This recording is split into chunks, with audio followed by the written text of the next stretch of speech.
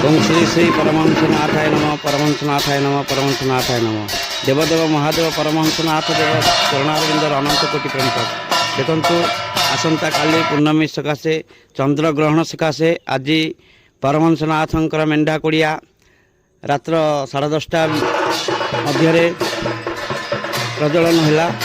जाऊ बहु भक्त दर्शन कले परमहंसनाथंकर मेंढा कोड़िया जोटा पूर्णमी सकाल हुए सेटा गोटे दिन आगुरी होगला। यहाँ प्रभुंर लीला खेला जहाँ प्रभुंर परमहंसनाथंकर चरणारविंद अनंत कोटि प्रणिपात। ये जाऊ मेंढा कोड़िया दर्शन करी भक्त माने बहु आनंद कले। जय श्री